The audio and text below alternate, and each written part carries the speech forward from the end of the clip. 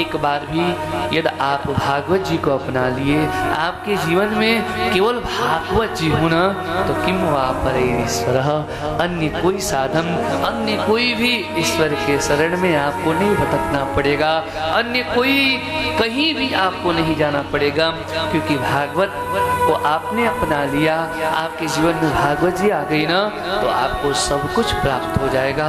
जो चाहिए भक्ति, शक्ति, मुक्ति, दिव्य धाम, सब कुछ आपको इस भागवत से प्राप्त हो जाएगा। क्यों? क्योंकि ये भागवत के जो नायक हैं इतने सरल हैं, इतने दयालु, इतना करुणावान है ना, कि सद्यो हृदय वरुध्यति प्रकृति ही शुश्रूषभिस्तक्षणा। भैया भागवत कथा सुनना तो दूर की बात, शुश्रूष भी, केवल भागवत कथा सुनने की इच्छा प्रकट किए कि चलो वृंदावन में और श्री वृंदाधाम आश्रम में दिव्य भागवत कथा हो रही है, चलो हम भी भागवत कथा सुनते हैं। तो इतना सुनने का संकल्प लेने मात्र से कहते हैं सद्यः तत्क्षणः, उसी समय हृदय में हरि अवरुध्यते, भगवान उस भक्त के हृदय में अवरुद्ध हो जाते हैं, कैद हो जाते हैं। देखिए, हृदय भवन में आकर बैठना अलग बात है और कैद होना अलग बात है। बैठने वाले कभी भी उठकर जा सकते हैं, पर दोनों ओर से दरवाजा बंद कर दिया जाए इसी हॉल का, तो फिर कोई कैसे जाएगा?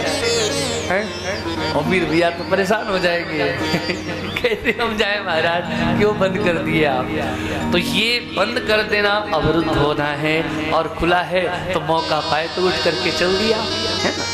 काम से ही गए, कोई बात नहीं, 2 सेकंड के लिए गए ना, तो ये बैठना हो गया।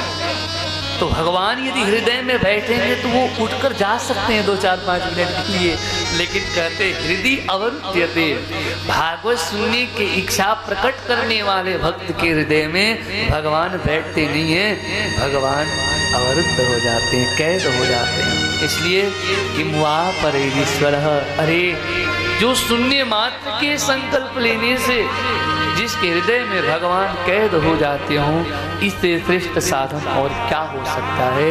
इसलिए किम्मा परैरीश्वर, भागवत जी के शरण में आ गए ना, भागवत जी को आपने एक बार अपना लिया ना, भागवत जी को हृदयंगम कर लिया ना, तो फिर अन्य कहीं नहीं भटकना पड़ेगा, कहीं नहीं जाना पड़ेगा, और जन्म मरण का चक्कर तो भैया हमेशा हमेशा के लिए छूट जाएगा। इसमें कोपी न संशयः, इसमें किसी प्रकार का संशय नहीं। ऐसे ये दिव्य भागवत कथा है।